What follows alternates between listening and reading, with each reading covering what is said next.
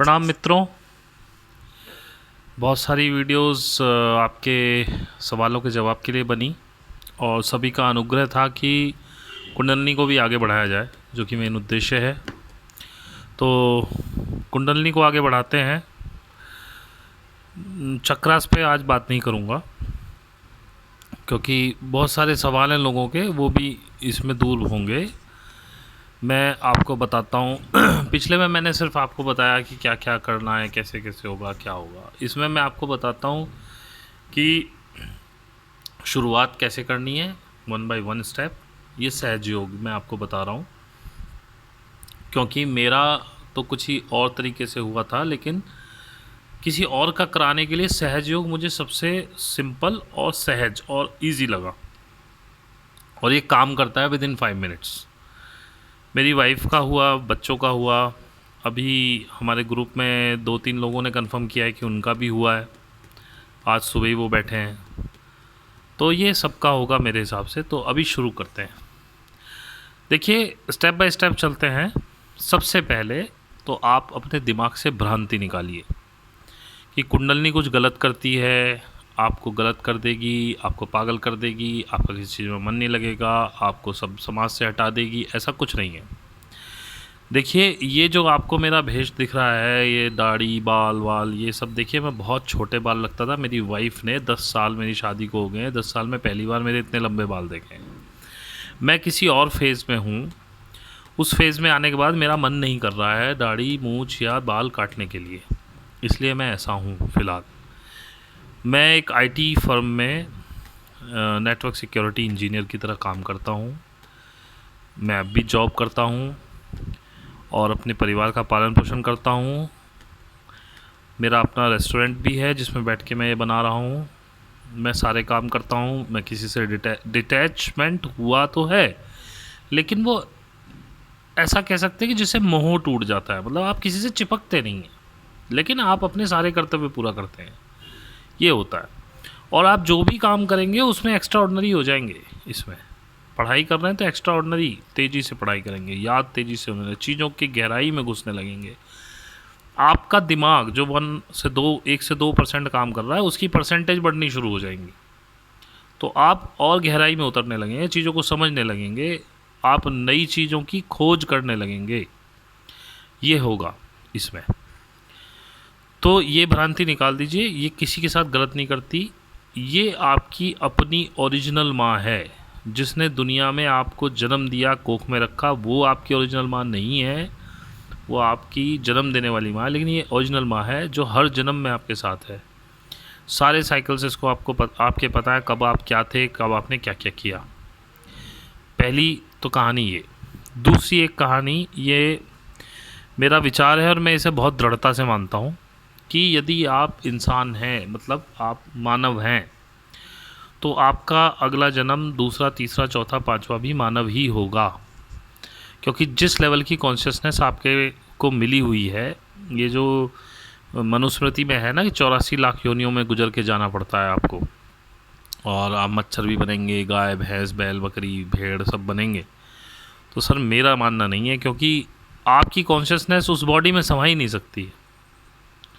आपने देखा है किसी गाय बैल बकरी को कुछ, मतलब एक लेवल तक तो वो सीखते हैं, लेकिन उसके बाद कुछ इवैल्यूएट करते हुए देखा है या परमात्मा की तरफ जाते हुए देखा है? तो मैं नहीं मानता हूँ। मेरा मानना ये है, आप आदमी हैं, मनुष्य हैं, स्त्री पुरुष हो सकते हैं अलग अलग जन्मों में। उस तक तो मैं नहीं पहुँचा हूँ कि स्त्री स्त्री बनेगी या पुरुष पुरुष, लेकिन आप रहेंगे मानव ही। दूसरा मिसकॉन्सेप्शन ये है। अब हम बात करते हैं स्टेप बाय स्टेप कैसे मैं करता हूँ। देखिए, जब मैं बैठता हूँ सुबह के ध्यान में, तो सुबह मैं सबसे पहले 3 से 4 मिनट अनुलोम विलोम करता हूँ। अनुलोम विलोम का तरीका है, सीधे नॉस्ट्रिल से, सीधे हाथ वाले नॉस्ट्रिल से सांस खींचनी है, फिर उल्टे से निकालनी है, फिर उल्टे से खींचनी है, सीधे में फेंकनी है, फिर सीधे में। जब आप स्टार्ट करेंगे सीधे से खींच के स्टार्ट करेंगे, जब एंड करेंगे लेफ़्ट से फेंक के एंड करेंगे। देखिए मैं दिखाता हूँ।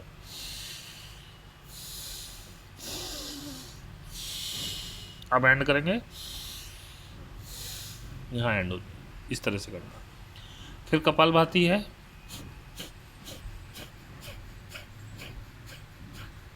ऐसे करके 300 तक जाना है। 50-50 के सेट बना लीजिए, 25-25 के बना लीजिए, जितना हो। शुरू में 50 होंगे, फिर 60 होंगे, 70 होंगे, 75 होंगे, 80 होंगे, 90 होंगे, ऐसे करके बढ़ाते रहिए। इसके बाद जो मैंने पहले लिंक में दिया था, पहले वीडियो के डिस्क्रिप्शन में जो लिंक दिया था, उसके बाद आप 8 दिन तक कंटिन्यू करेंगे, सुबह और शाम। पहले आप सीधा हाथ धरती पे रखेंगे, दूसरा हाथ ऐसे ऐसे रखेंगे जांघ पे अपनी, इस जगह पे। फिर वो बोलेंगे, फिर इसे ऐसे कर लेंगे, इसे ऐसे कर लेंगे, वो बोलेंगे, फिर ऐसे करके बैठेंगे। जब ये बोलना ख़त्म हो जाए तो अब आप आंख बंद कर लेंगे, हाथों को ऐसे रखिएगा। उसका भी कारण है, ऐसे रखिएगा, अंगूठे ऐसे रख सकते हैं, ऐसे रख सकते हैं। और सीधी पीठ, आंख बंद, भवों के बीच में, मस्तक पे यहाँ ध्यान। और अंदर अंदर अपने मन में आप वो माफ़िया मांगेंगे। मैं थोड़ा सा आपको बोल के बता देता हूँ। हे परमात्मा, मुझसे बहुत गलतियाँ हुई हैं, मुझसे बहुत गुनाह हुए हैं। अब आप इसमें एक एक गुनाह भी गिन सकते हैं, मैंने ये किया वो किया, उसके लिए मुझे माफ़ कर दीजिए। मैं दिल से आपसे माफ़ी मांगता हूँ, मुझे माफ़ कर दीजिए। मैं बहुत गुनहगार हूँ, लेकिन इसमें मेरा दोष नहीं है, क्योंकि मेरी सारी इंद्रियाँ, हाथ पैर, आँख नाक कान, यहाँ तक कि मेरा दिमाग की सोच भी इस माया में बंधी हुई है। उसकी वजह से मैं जो भी करता हूँ गलती होता है। आप जब अपनी प्रेरणा से कुछ कराते हैं तो वो ठीक होता है। तो हे परमात्मा, मुझ पर कृपा कीजिए, अपनी प्रेरणा से मेरे इस मस्तिष्क, सोच, इन इंद्रियों को चलाइए। और अब तक जो भी मैंने गुनाह किए हैं, गुनाह लिस्ट कर लीजिएगा। ये किया है, इसके लिए माफ़ी दे दीजिए, उसके लिए माफ़ी दे दीजिए। उसके बाद आप कहिए, उस आदमी ने मेरे साथ ये किया, अब मैं उससे कोई गुस्सा नहीं हूँ, क्योंकि मुझे पता है परमात्मा, जो कराते आप कराते हैं वो कुछ नहीं कर रहा है। ये मेरे अपलिफ्टमेंट के लिए, मुझे आगे बढ़ाने के लिए आपने मुझसे कराया। मैं आपका शुक्रिया करता हूँ और मैं उसको माफ़ करता हूँ। ऐसे करके वन बाय वन आप माफ़ करेंगे। फिर आप बोलेंगे, हे परमात्मा, मैंने भी जो गलतियाँ की हैं, मैं अपने आप को भी उसके लिए माफ़ करता हूँ। ये 3 बार बोलेंगे। उसके बाद बोलेंगे, हे परमात्मा, अगर आपकी शान में मेरे से कोई गुस्ताखी हुई हो, कोई गलती आपकी उसमें हो गई हो, मुझे आप माफ़ कर दीजिए। इसके बाद आप सिंपल यहाँ पे ध्यान लगाएंगे और ऐसे बैठ जाएंगे और आप कुछ नहीं सोचेंगे। ओम चांटिंग करना नहीं करना आपकी मर्ज़ी, अगर नहीं भी करेंगे तो कोई दिक्कत नहीं है, बस यहाँ ध्यान लगाएंगे। और उसके बाद आपको हाथों में, पैरों में, यहाँ पर पीठ में कहीं भी वाइब्रेशंस हो सकती है। कुछ लोगों को ऐसे ऐसे घूमना शुरू हो जाएगा, कोई दिक्कत नहीं है। कुछ लोगों को ऐसे ऐसे हिलना शुरू हो जाएगा, कोई दिक्कत नहीं है। किसी का ऐसे ऐसे हेड हिलेगा, कोई दिक्कत नहीं है। किसी का ऐसे हिलेगा, कोई दिक्कत नहीं है। कोई ऐसे ऐसे घूमेगा, कोई दिक्कत नहीं है। ये सब उसके ही कुंडली जागरण के ही प्रमाण हैं कि कुंडली आपकी उठ रही है। और फिर बहुत तेज़ी से भी, इतनी तेज़ी से भी हिल सकता है कि आप, मतलब अगर आप आँख खोल के सोचें कि हम दोबारा हिला लें तो नहीं हिलेगा।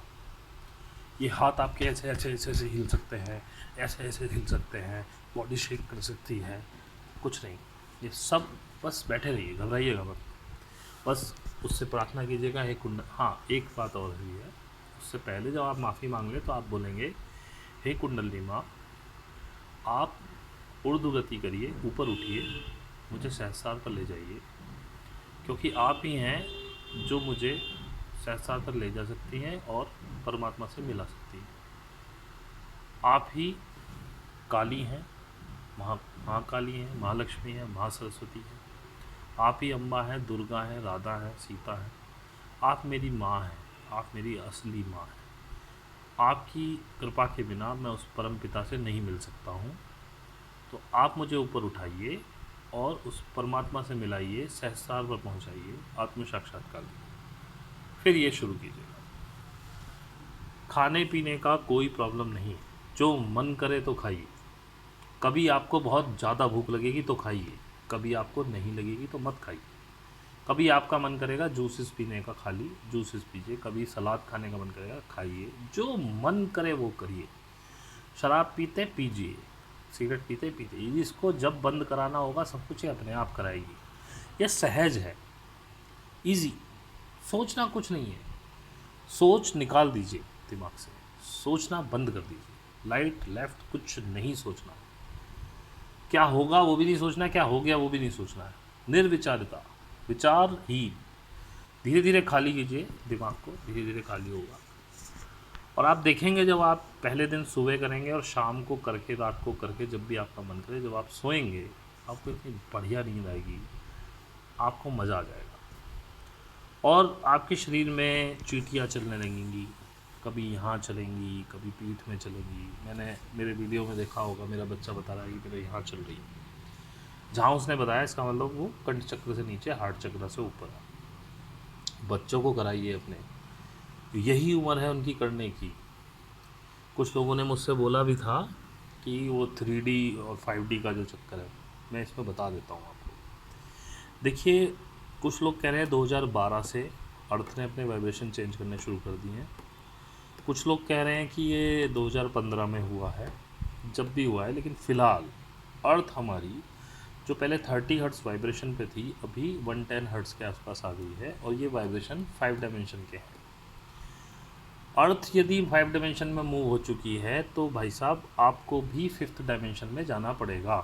और ये जो मक्खी मच्छरों की तरह आदमी मर रहे हैं, ये मर भी इसलिए ही रहे हैं कि ये कहीं तक उस वाइब्रेशन को टच नहीं कर पा रहे हैं। ऊपर से जो ये कोरोना की जो न्यूज़ चल रही है दबा के, उन न्यूज़ ने लोगों को इतना डर में डाल दिया, आप घबरा गए हैं उससे, तो आपकी वाइब्रेशन 3D से 2D से भी नीचे चली गई हैं, आप लो वाइब्रेशंस पे आ गए हैं बिल्कुल।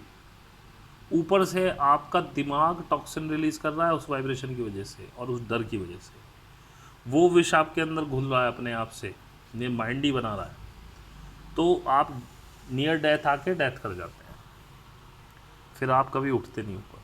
पॉजिटिव रहिए, इन चीज़ों को ना सोचिए। ये बीमारी ज़्यादा से ज़्यादा नॉर्मल फ्लू से ज़्यादा कुछ नहीं है। मैंने बहुत सारे कोरोना पॉजिटिव लोगों के साथ बैठ के आता हूँ, मैं अब भी जाता हूँ, उनसे बात करता हूँ, उनको कुछ दवाई भी दे के आता हूँ, अपनी कुछ देसी दवाइयाँ हैं, कुछ होम्योपैथी मेडिसिन है, वो दे के आता हूँ, बैठता हूँ बिना मास्क के। मैं मास्क नहीं लगाता हूँ, केवल पुलिस के डर से जब बाहर रोड पे होता हूँ तभी लगाता हूँ। किसी कोरोना के पेशेंट से मैंने मास्क लगा के बात नहीं की है। मैं सैनिटाइज़र यूज़ नहीं करता हूँ, मैं हाथ नहीं धोता हूँ, नॉर्मली जल्दी जल्दी जैसे बताया गया। 6 महीने से मैंने साबुन नहीं लगाया, शैम्पू नहीं लगाया। ये तो खैर अलग लेवल आता है तब होगा सभी के साथ, तो भी मुझे तो कोई प्रॉब्लम नहीं है, अभी तक खांसी भी नहीं है। तो आप पॉजिटिव रहिए।